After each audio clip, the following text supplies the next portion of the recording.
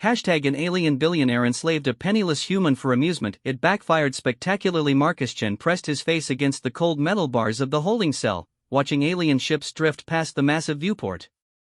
3 days ago, he had been sleeping under a bridge in New Detroit, counting his last few credits and wondering where his next meal would come from. Now he was somewhere in the Andromeda sector, property of the wealthiest being in known space. The irony wasn't lost on him. A homeless human had somehow become the most expensive pet in the galaxy. HFY Terran adjusted his crystalline monocle with one of his forearms as he reviewed the purchase receipt on his quantum tablet. The transaction had cost him more than most planets' annual GDP, but the entertainment value would be worth every credit. Humans were notoriously unpredictable, and this particular specimen had an interesting psychological profile according to the slave trader's documentation. The Valkyrie billionaire's mansion floated in the void between three gas giants, a testament to his vast wealth and complete disregard for conventional living arrangements. His home was larger than most space stations, filled with exotic creatures from across the galaxy. Each wing housed a different collection: sentient crystals that sang mathematical equations, shapeshifting blob creatures that performed elaborate dances, and, now, in the newest wing, one very confused human. Marcus had stopped trying to make sense of his situation. The aliens who captured him had been professionals, snatching him during a late-night food run behind a convenience store. No one would miss a homeless veteran with no family and a dishonorable discharge on his record. The perfect victim for the intergalactic slave trade. What the traders hadn't included in their documentation was Marcus's military background. 20 years in the Terran Space Marines, specializing in asymmetric warfare and survival tactics. The dishonorable discharge had come after he'd refused to follow an order that would have resulted in civilian casualties on Kepler 442b. His commanding officer had painted him as insubordinate and mentally unstable. The truth was more complex. Marcus had simply refused to compromise his principles, even when it cost him everything. HFY's estate manager, a nervous Kixnari named Velmore, approached with visible anxiety radiating from his bioluminescent patches. "Master, the human has been processed and is ready for your inspection. The containment protocols are in place as you requested." The Valkyrie's 4 eyes glittered with anticipation. He had spent months researching human behavior patterns, studying their primitive but fascinating social structures. Humans were emotional creatures, prone to both remarkable creativity and devastating violence. Breaking this one spirit would provide months of entertainment. "Excellent," HFY replied, his translator converting his harmonic speech into standard galactic. "I want to observe its initial reactions to captivity. Have the monitoring systems recorded any interesting behavior patterns yet?" Velmore's patches dimmed nervously. "Actually, sir, the human's behavior has been unusual. Instead of the expected despair or rage, it has been systematically examining its containment cell. Our xenopsychologist believes it may be planning something." This only increased HFY's excitement. A challenging pet was far more entertaining than a broken one. He made his way to the observation deck overlooking the human containment area, settling into his favorite viewing chair, a living organism that molded itself to his four-armed physique. Below, Marcus moved through his cell with practiced efficiency. To an outside observer, he might have appeared to be pacing anxiously. In reality, he was conducting a thorough reconnaissance of his prison. The cell was approximately 4 meters by 6 meters, constructed of some sort of energy-resistant alloy. The floor, walls, and ceiling all showed different stress patterns under his careful examination. More importantly, he had identified 17 different monitoring devices and at least 3 potential structural weaknesses. The aliens had built a cage designed to hold an angry, frightened human. They hadn't prepared for a calm, analytical one. Marcus had learned patience during his time on the streets. Desperation taught valuable lessons about resource management and opportunity recognition. More crucially, his military training had included extensive sessions on surviving capture and imprisonment.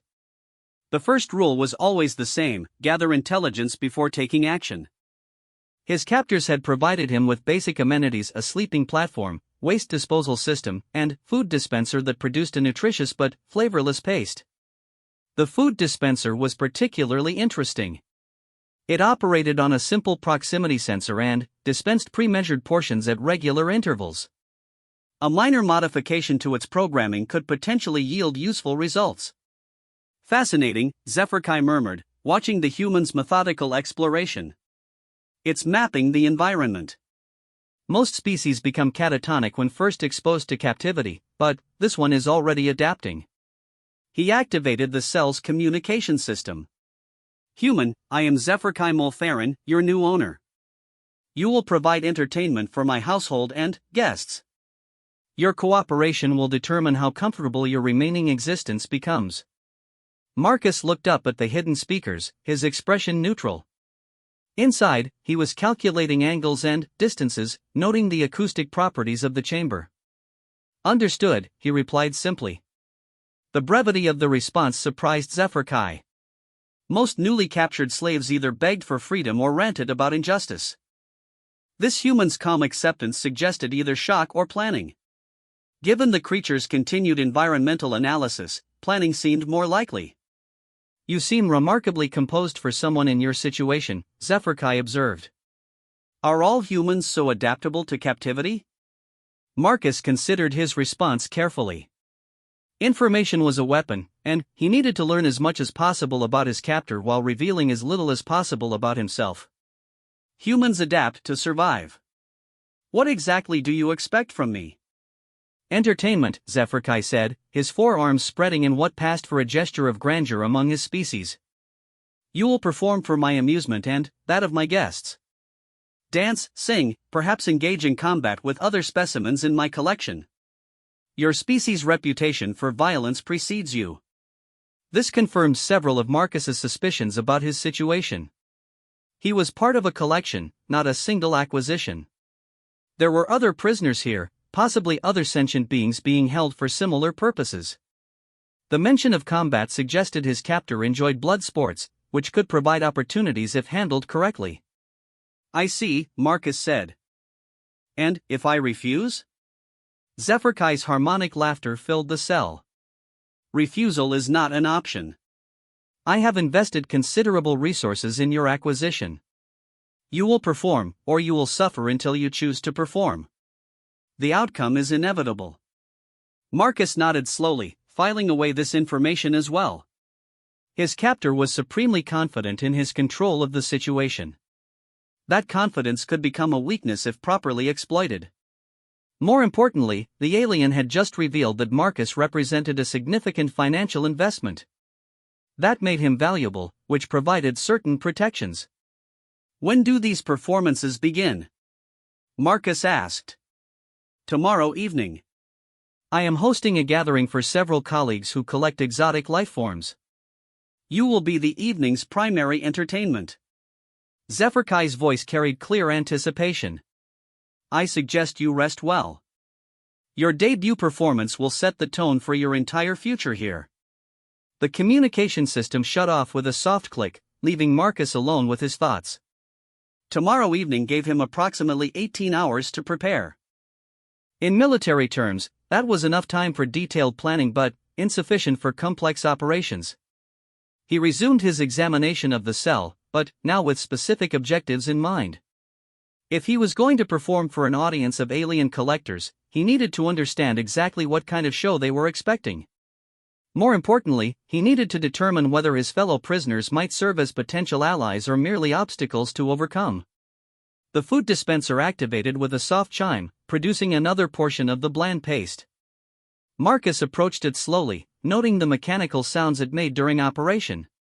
The dispensing mechanism was more complex than necessary for its simple function, suggesting additional capabilities or potential modification points. As he ate, Marcus considered his strategic options. Direct confrontation was clearly impossible given the technological disparity between himself and his captors. Escape seemed equally unlikely without detailed knowledge of the station's layout and security systems. However, there was a third option that his military training had prepared him for, turning the enemy's strengths against them. Zephyr wanted entertainment. He wanted to see human unpredictability and violence. He expected a show that would impress his wealthy friends and justify his expensive acquisition. The alien's pride and arrogance were obvious weaknesses, but they could also be leveraged as weapons if approached correctly. Marcus finished his meal and settled onto the sleeping platform, but sleep was far from his mind. Instead, he began developing a plan that would give Zephyr Kai exactly what he wanted, just not in the way the alien expected. The next morning brought a visit from Velmore, accompanied by 2 heavily armed guards. The estate manager's bioluminescent patches flickered nervously as he approached the cell. "The master has requested that you be prepared for this evening's entertainment. You will be cleaned, fed, and briefed on the expected performance." Marcus stood calmly as the guards activated a temporary force field and opened the cell door. He could have attempted an escape at this moment, but patience was more valuable than premature action. He needed to see more of the facility and understand the full scope of his situation. They led him through corridors that spoke of unimaginable wealth. The walls were lined with transparent aluminum cases containing artifacts from hundreds of different civilizations. Living art installations moved in complex patterns, their beauty marred by the obvious fact that they were prisoners just like him. The preparation chamber contained automated cleaning systems and a selection of clothing clearly designed to make him appear more exotic to alien eyes. Marcus submitted to the process while carefully observing every detail of the facility's layout. Security checkpoints, guard rotations, emergency protocols, all information that might prove useful later. "You seem very calm for someone facing potential death," Velmore observed as the cleaning systems finished their work. Marcus looked at the nervous alien manager. "Death is just another problem to solve. I've faced worse odds." This wasn't entirely true, but it served his purpose of projecting confidence. In reality, Marcus was acutely aware of how precarious his situation had become. One mistake could result in immediate termination, but excessive caution would only delay the inevitable. "What exactly am I expected to do tonight?" Marcus asked. Velmore's patches brightened slightly. "Master Zephyr Kai has arranged for you to face a Chromax warrior in single combat. They are considered one of the most dangerous predator species in the galaxy. Your survival is unlikely."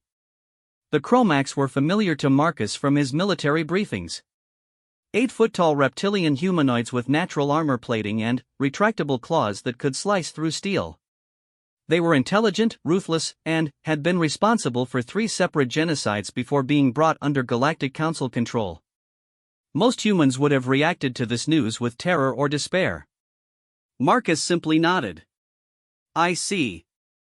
Are weapons provided, or is this purely hand-to-hand combat?" Velmore's patches dimmed with confusion. "You do not seem concerned about facing a creature that could easily kill a dozen humans." "Concern is useful," Marcus replied. "Panic is not. What are the rules of engagement?" The estate manager provided the details: single combat in an arena with various obstacles and environmental hazards. No weapons would be provided, though the arena itself contained objects that could potentially be used as tools. The match would continue until one participant was unable to continue. Marcus absorbed this information while considering his options. A direct physical confrontation with a Chromax was indeed a losing proposition. However, the presence of obstacles and environmental hazards suggested that victory might not require matching his opponent's physical capabilities. That evening, as he was led to the arena, Marcus felt the familiar calm that had sustained him through combat zones across 3 systems. The arena was a circular chamber approximately 50 meters in diameter, with a raised viewing area where Zephyr Kai and his guests had gathered to watch the entertainment. The assembled aliens represented some of the wealthiest and most powerful beings in known space. Their casual conversation about the upcoming bloodshed revealed much about their character and values. They saw sentient beings as objects to be collected and disposed of for amusement. Marcus was provided with basic clothing that would not restrict his movement but offered no protection.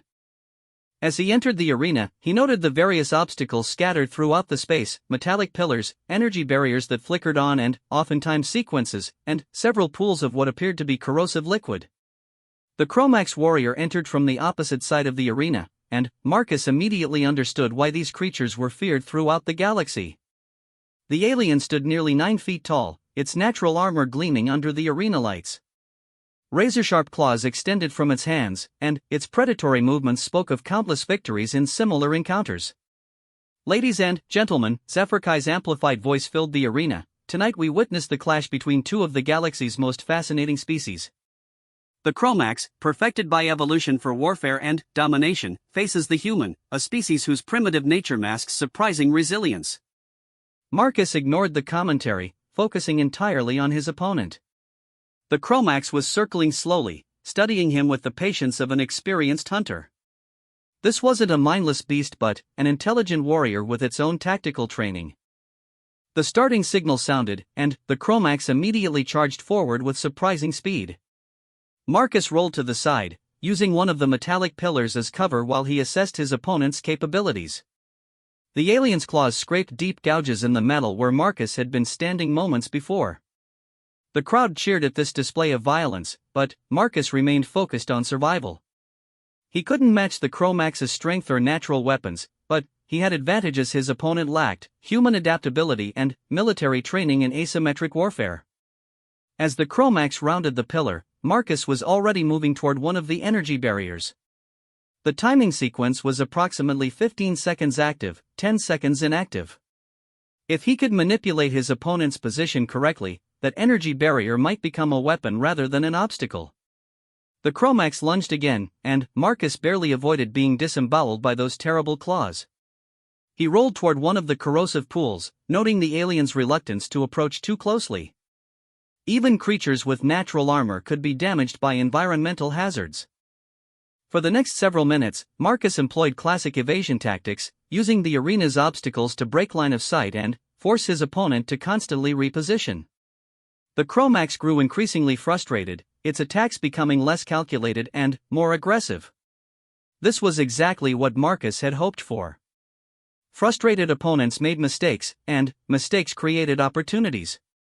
The moment came when the Chromax overextended during a particularly vicious swipe, its momentum carrying it past Marcus toward one of the timed energy barriers. Marcus had been counting the sequences since the match began, and he knew the barrier would activate in approximately 3 seconds. Instead of retreating, Marcus grabbed onto the Chromax's arm, using his own weight and momentum to pull the larger alien off balance. The Chromax twisted to break free, but its motion carried both of them directly into the path of the energy barrier just as it activated. The barrier's energy discharge would have been fatal to either combatant, but Marcus had positioned himself so that the Chromax's larger body absorbed most of the electrical current. The alien's natural armor, designed to deflect physical attacks, actually conducted the energy throughout its nervous system. The Chromax collapsed, its body convulsing as residual electricity continued to arc across its armor plating. Marcus rolled away from the barrier, singed but functional. The arena fell silent as the assembled guests processed what they had just witnessed. A human had not merely survived an encounter with a Chromax warrior, he had defeated one using nothing but intelligence and tactical planning. Zephyrkai's 4 eyes were wide with shock and something that might have been respect. The evening's entertainment had not gone according to plan, but the result was far more intriguing than expected. Marcus stood in the center of the arena, breathing heavily but victorious. He looked up at the viewing area where his captors sat surrounded by stunned guests. "Is the performance satisfactory?" he asked. The question carried layers of meaning that only Zephyrkai fully understood. This human had just demonstrated capabilities that extended far beyond simple survival instincts. The tactical sophistication required to defeat a Chromax using environmental factors suggested military training of the highest caliber. More importantly, the human had done exactly what was expected of him: he had provided entertainment, while simultaneously proving that he was far more dangerous than anyone had anticipated. Zephyrkai activated the communication system. "Most satisfactory indeed. You have exceeded all expectations." As Marcus was escorted back to his cell, he reflected on the evening's events. He had survived his first trial and demonstrated his value to his captor, but he had also revealed capabilities that would make future escape attempts more difficult. The balance between proving useful and maintaining strategic options was delicate. However, he had also gained valuable intelligence about the facility's security and the psychology of his captors. The assembled guests had been shocked by his victory, suggesting that such outcomes were rare. This implied that most prisoners were either broken quickly or killed during their first performances. Marcus intended to be neither. Hashtag an alien billionaire enslaved a penniless human for amusement. It backfired spectacularly. 3 weeks after his victory over the Chromax warrior, Marcus had settled into a routine that served both his immediate survival and long-term planning. Each morning brought the same bland nutrient paste, the same systematic examination of his cell, and the same careful observation of guard rotations through the small viewport in his door. What had changed was his status within HFY's collection. Word of the human who defeated a Chromax had spread throughout the elite circles of the galaxy's super-wealthy. Requests for private viewings arrived daily, each offering substantial sums for the opportunity to witness human unpredictability firsthand. HFY found himself in the enviable position of owning the most sought-after entertainment commodity in known space. His investment in the homeless human had already returned triple its initial cost, with no signs of demand decreasing. Marcus understood his situation perfectly. He was no longer just a prisoner, he was a valuable asset that needed to be protected and maintained. This shift in status provided opportunities, but it also came with increased scrutiny and more sophisticated containment measures. The cell door opened with its familiar hiss, and Velmore entered with his usual nervous energy. The estate manager's bioluminescent patches had grown brighter over the past weeks, indicating improved health and reduced stress levels. Marcus's consistent cooperation had made Velmore's job considerably easier. Master HFY has scheduled another demonstration for this afternoon, Velmore announced. A private showing for consortium leader Thexveril and her entourage. They have traveled from the Rigel sector specifically to observe your capabilities. Marcus nodded calmly while his mind processed this information. The Rigel Consortium controlled 17 star systems and commanded one of the galaxy's largest private military forces. If their leader was here personally, this was more than casual entertainment. What format will this demonstration take? Marcus asked. Combat trial against multiple opponents. 3 Zephyrin shock troops, modified for enhanced aggression. Velmore's patches dimmed slightly. Master HFY wanted to provide consortium leader Thexveril with a more challenging display. The Zephyrins were cybernetically enhanced humanoids, originally developed as elite soldiers before their homeworld was conquered and their species enslaved. 3 of them would present a significant escalation from the single Chromax he had faced previously. Marcus accepted this information without visible reaction, though internally he was already adapting his strategic planning. Multiple opponents would require different tactics than single combat, particularly if they were enhanced with military-grade cybernetics. Are weapons permitted in this trial? Marcus inquired. Limited armament. Each combatant will have access to basic melee weapons scattered throughout the arena. Master HFY believes this will create more dynamic and entertaining combat sequences. This was actually advantageous news. While the Zephyrins would have their cybernetic enhancements, Marcus had something they lacked: 20 years of experience with human weapons and tactics. An armed human was exponentially more dangerous than an unarmed one, even when facing superior opponents. As they walked through the corridors toward the preparation chambers, Marcus continued mapping the facility's layout. Over the past 3 weeks, he had identified 17 different routes between his cell and various parts of the complex. More importantly, he had begun to understand the facility's daily rhythms and operational patterns. The preparation process had become routine: automated cleaning, basic medical scan, and selection of appropriate clothing for the upcoming performance. Marcus submitted to these procedures while observing the 2 guards assigned to escort him. Both were professional soldiers, alert but not particularly concerned about a single human prisoner. Their confidence was understandable but misplaced. They saw an entertainer being prepared for a show, not a military strategist planning their eventual defeat. The arena had been reconfigured for the afternoon's demonstration. Multiple levels and platforms provided vertical combat space, while weapon racks containing various bladed implements were distributed throughout the environment. The overall effect was less gladiatorial arena and more military training facility. In the viewing area, consortium leader Thexveril sat beside HFY, her insectoid features betraying no emotion as she studied the human below. Her entourage consisted of military advisors and xenobiologists, all taking detailed notes on Marcus's appearance and demeanor. Your human appears unremarkable, Thexveril observed through her translator. Are you certain the reports of its capabilities are accurate? Zephrkai's confidence had grown considerably over the past weeks.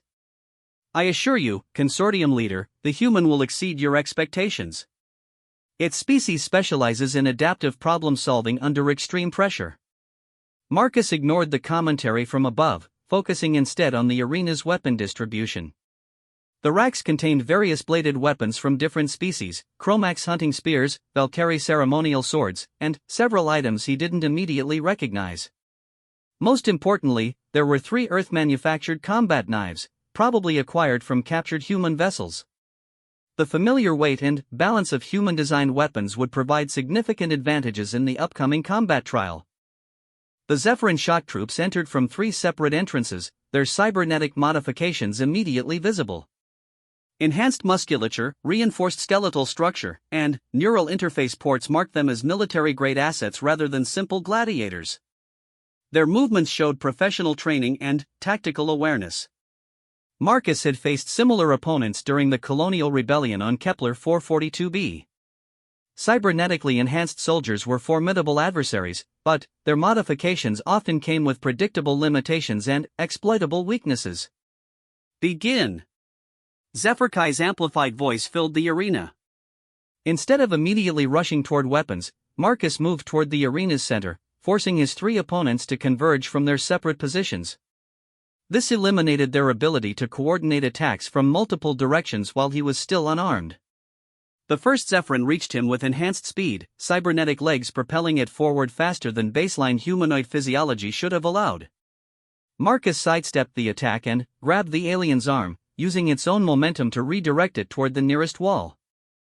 The impact was considerable, but the Zephyrin's reinforced skeleton absorbed the damage that would have incapacitated an unmodified opponent. It rolled aside and came up ready to continue fighting, just as Marcus had expected. The second and third Zephyrins arrived simultaneously, forcing Marcus to retreat toward one of the weapon racks. He grabbed 2 of the Earth-manufactured knives, feeling the familiar balance of human-designed blades in his hands. Now the odds had shifted slightly in his favor.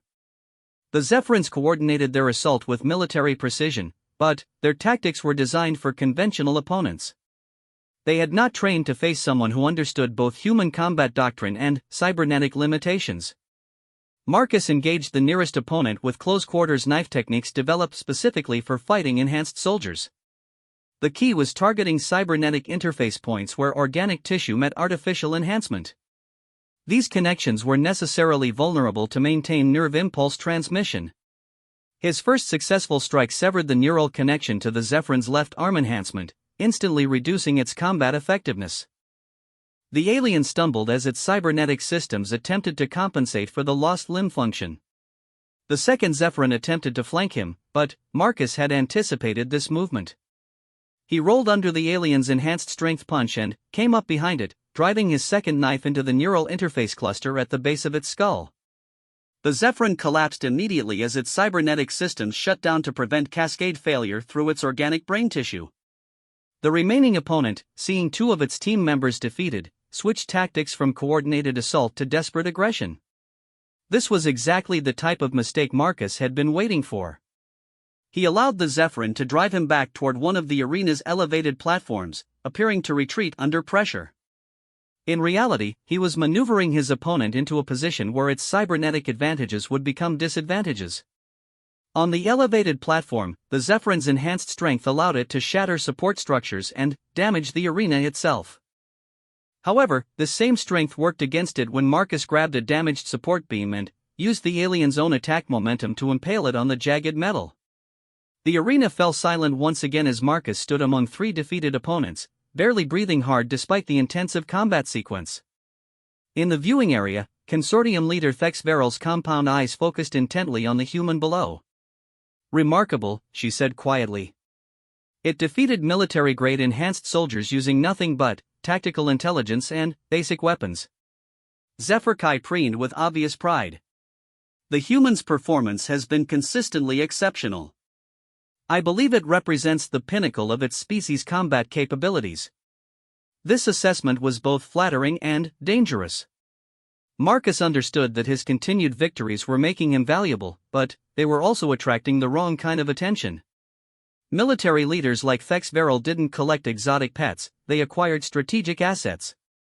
After the demonstration, Marcus was returned to his cell with the usual security protocols. However, he noticed subtle changes in the guards' behavior. They maintained greater distance, carried additional weapons, and communicated through encrypted channels rather than open voice commands.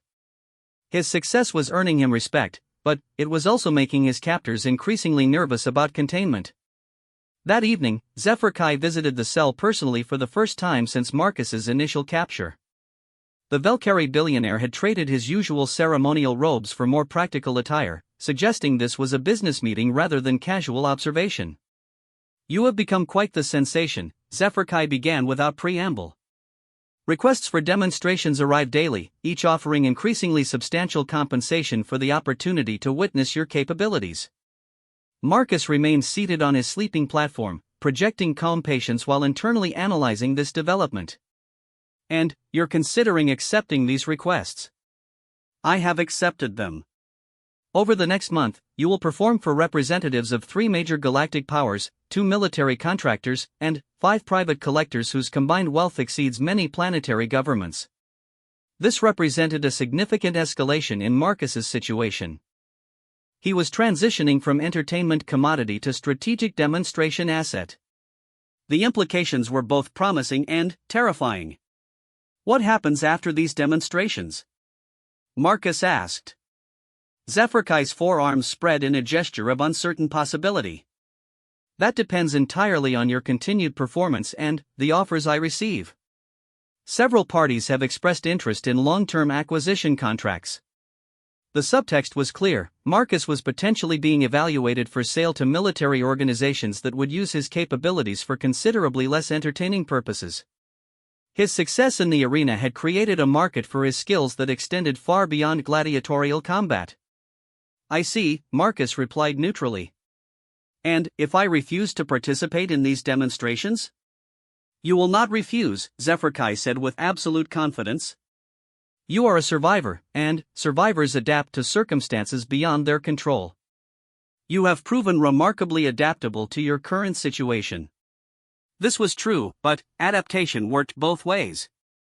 While Marcus had adapted to captivity, he had also been adapting his captors' expectations and security protocols to serve his own purposes.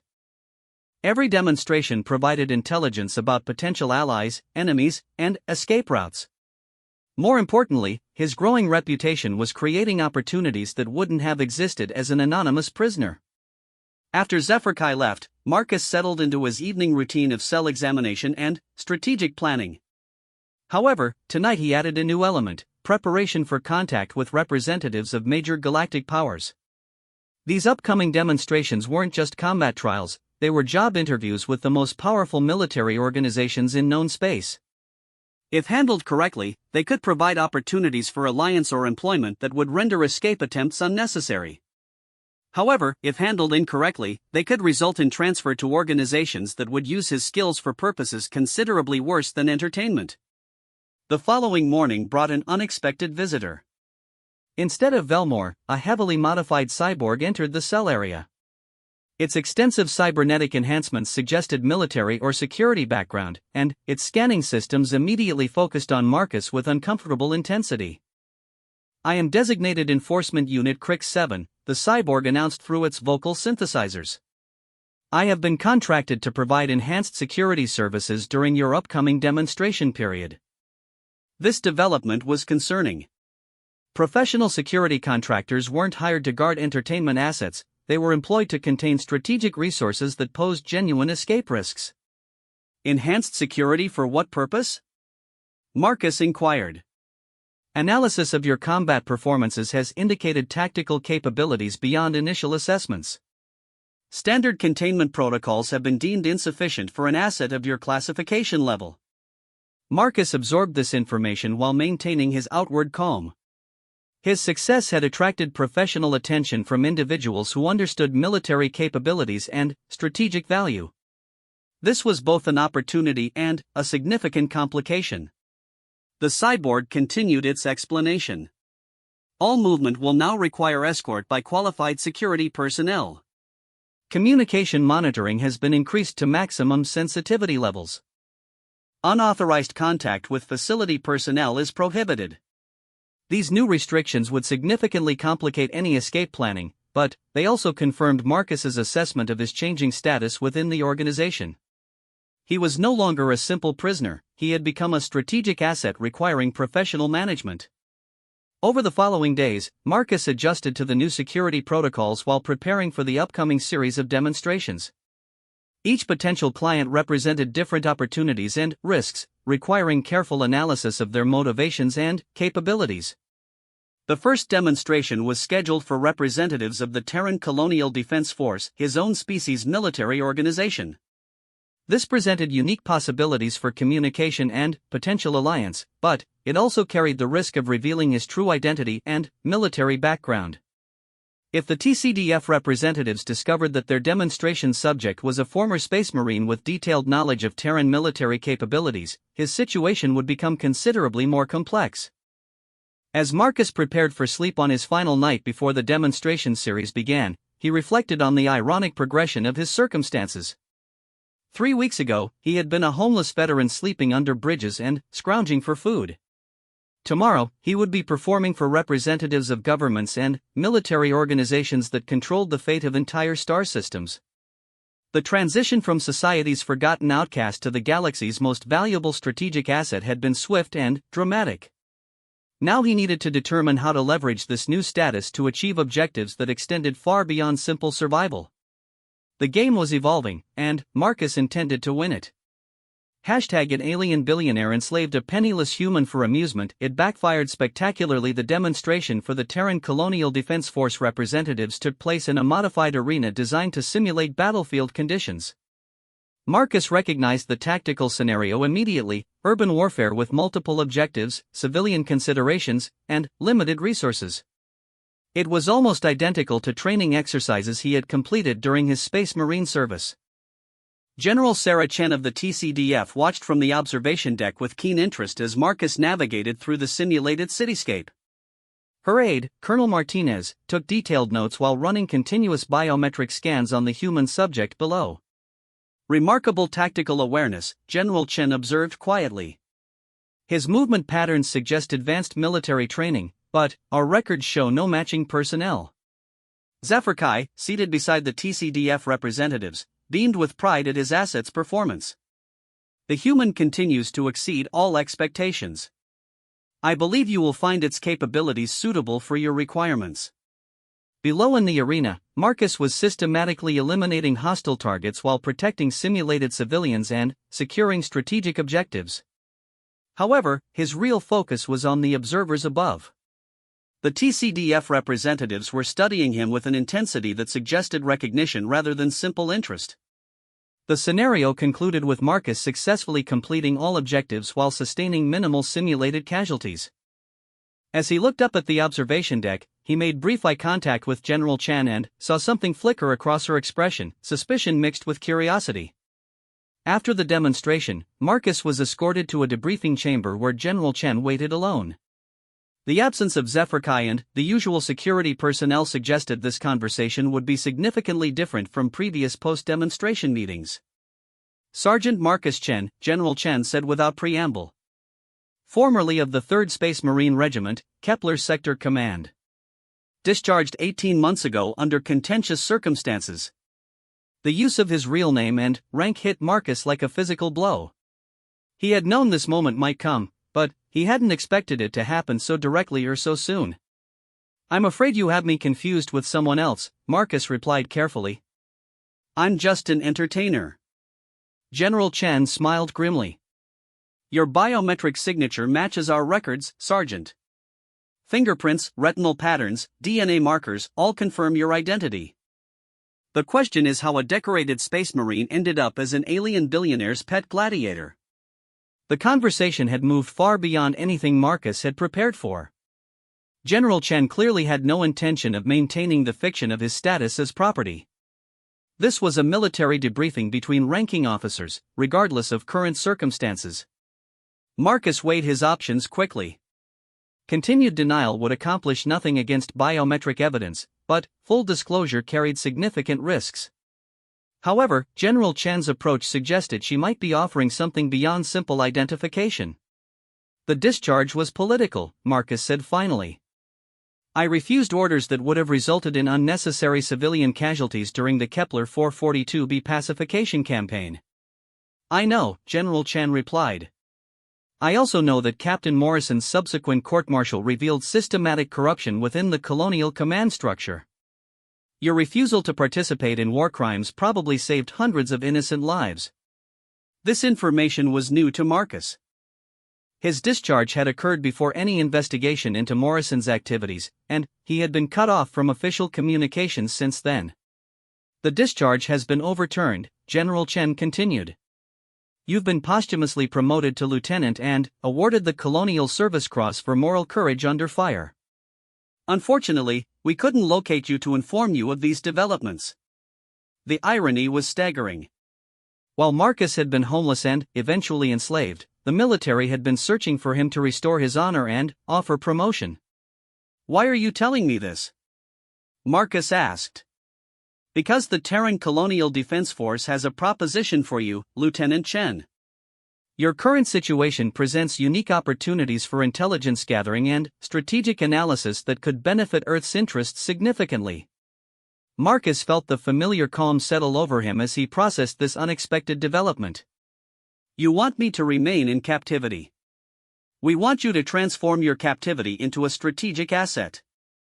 Your position provides access to intelligence about galactic power structures, military capabilities, and economic relationships that would be impossible to gather through conventional channels. The proposal was audacious in its scope. Instead of rescue, the TCDF was offering to turn his imprisonment into a deep-cover intelligence operation. Marcus would remain Zephyr Kai's prized asset while secretly gathering information for Earth's military command. What guarantees do I have that this operation won't simply abandon me in permanent captivity? Marcus asked. General Chen activated a small device that projected a holographic document. Full reinstatement to active duty with backdated pay and benefits. Immediate family protection protocols for any relatives. Most importantly, extraction authorization after 18 months of operation or upon mission compromise. The terms were generous, but they also revealed the mission's extreme danger. 18 months was a long time to maintain cover while gathering intelligence on the galaxy's most powerful individuals. I need to consider this proposal, Marcus said. You have until tomorrow. Zephyr Kai has scheduled demonstrations for Consortium leader Thexberyl and representatives of the Draconian Empire over the next 2 weeks. Both organizations represent significant intelligence targets. After General Chen departed, Marcus was returned to his cell with his mind racing through the implications of her offer. The TCDF proposal would transform his situation from survival exercise to strategic military operation, but it would also commit him to months of continued captivity with no guarantee of successful extraction. More importantly, acceptance would make him a spy operating against some of the galaxy's most dangerous individuals. Discovery would result in consequences far worse than simple execution. Over the next 24 hours, Marcus carefully analyzed the proposal from every angle. The intelligence value was undeniable. His position provided access to information that could influence interstellar politics for decades. However, the personal cost would be substantial. When General Chen returned for his answer, Marcus had reached his decision. I accept the mission, but with additional conditions. I want guaranteed extraction for any other human prisoners held by Zephyr Kai or his associates. I also want intelligence sharing agreements that include information about human trafficking networks throughout this sector. General Chen nodded approval. Agreed. Your mission designation is Operation Gladiator. All communications will be routed through encrypted quantum channels during future TCDF visits. The next 2 weeks proceeded according to Zephyr Kai's planned schedule, but Marcus's perspective had fundamentally changed. Each demonstration now served dual purposes, maintaining his cover as valuable entertainment while gathering intelligence on potential military threats to Earth. The demonstration for Consortium leader Thexberyl revealed significant information about Rigel sector defensive capabilities and military doctrine. Marcus learned that the consortium was developing new cybernetic enhancement technologies that could render traditional human military tactics obsolete. The Draconian Empire representatives were even more revealing. Their casual discussion of conquest plans and resource allocation strategies provided detailed intelligence about expansionist policies that could threaten dozens of human colonies. Most importantly, Marcus began to understand the broader economic and political forces that drove the galactic slave trade. Wealthy collectors like Zephyr were merely the visible surface of a vast network that commoditized sentient beings across hundreds of star systems. After 6 weeks of intelligence gathering, Marcus had compiled enough information to justify his mission parameters. However, he had also discovered something that changed everything. Zephyr was not simply a collector of exotic lifeforms.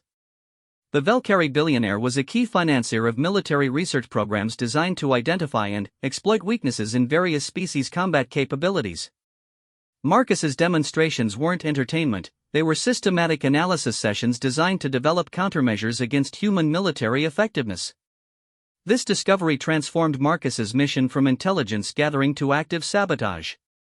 He needed to not only gather information but also ensure that his captors' research produced misleading or useless results. The solution came during his 8th week of captivity, when Zephyr announced plans for the ultimate demonstration, a battle royal featuring Marcus against multiple opponents from 6 different species, designed to test human adaptability against diverse combat styles. Instead of revealing his true capabilities, Marcus began to deliberately incorporate weaknesses and limitations into his performance. He allowed certain attacks to succeed, displayed vulnerability to specific tactics, and generally projected the image of a formidable but ultimately defeatable opponent. The assembled researchers recorded every detail, believing they were documenting comprehensive intelligence about human combat limitations. In reality, they were creating tactical doctrine based on deliberately misleading information. 3 months after beginning Operation Gladiator, Marcus received extraction authorization through encrypted quantum transmission. The TCDF had gathered enough intelligence to justify the mission's completion, and continued operation was deemed unnecessarily risky. However, Marcus had discovered something that made extraction impossible. Zephyr facility contained 43 other human prisoners, all captured from various colonies and held for different research purposes. He transmitted his findings to General Chen along with a request for mission extension and expanded operational parameters. The response came back within hours: authorization for liberation operation with full TCDF support. The plan was audacious in its simplicity. During his final demonstration, Marcus would simultaneously disable facility security, free all human prisoners, and coordinate extraction with a TCDF assault team positioned just outside the system. The operation began during what Zephyr believed would be Marcus's most impressive demonstration yet: single combat against a genetically modified super predator designed specifically to counter human capabilities.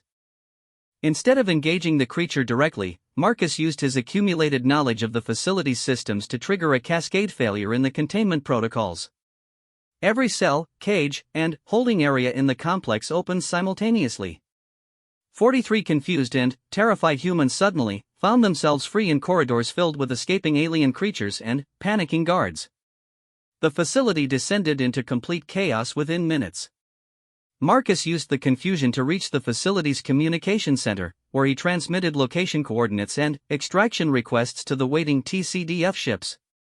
He then made his way through the facility, gathering human prisoners and directing them toward designated rally points.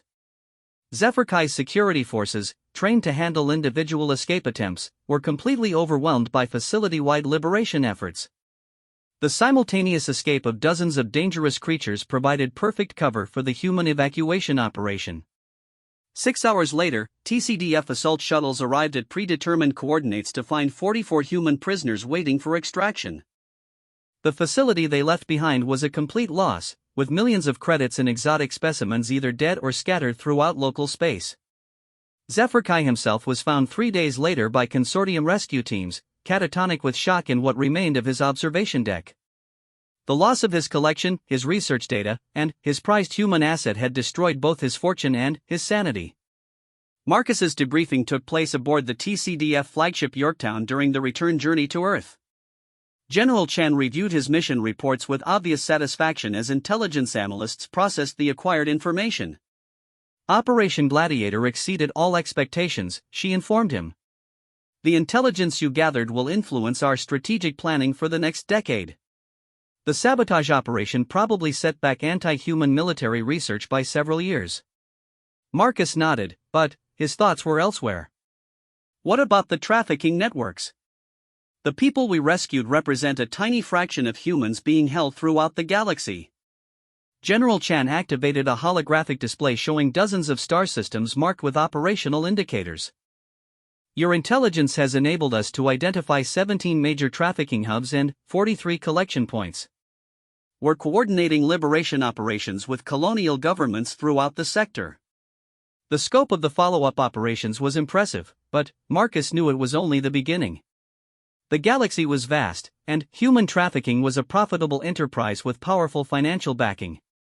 I want to continue these operations, Marcus said. My cover as a former gladiator could provide access to trafficking networks that normal intelligence operatives couldn't penetrate. General Chan smiled. I was hoping you would say that, Lieutenant. How do you feel about a promotion to captain and command of your own deep cover operations team? 6 months later, Captain Marcus Chan stood on the bridge of the TCDF stealth ship Retribution, reviewing intelligence reports from across the galaxy. His team had liberated over 300 human prisoners and dismantled dozens of trafficking operations. The irony was not lost on him. His journey from homeless veteran to galactic intelligence operative had begun with capture and enslavement, but it had ultimately provided him with purpose and direction that his previous life had lacked. More importantly, his experience had revealed the true scope of humanity's enemies throughout the galaxy. Beings like Zephyr Kai saw humans as commodities to be collected and exploited, but they had underestimated both individual human resilience and collective human determination. The galaxy's wealthy and powerful had made the mistake of treating humans as exotic pets rather than recognizing them as a species capable of systematic resistance and strategic planning. It was a mistake they would not have the opportunity to repeat. As the Retribution departed for its next mission, Marcus reflected on the chain of events that had brought him from sleeping under bridges to commanding liberation operations across multiple star systems. His capture had been intended as entertainment for a bored alien billionaire. Instead, it had sparked the beginning of a comprehensive campaign to free every human held in captivity throughout known space. Zephyr Kai had wanted to be amused by human unpredictability. In the end, he had gotten exactly what he asked for.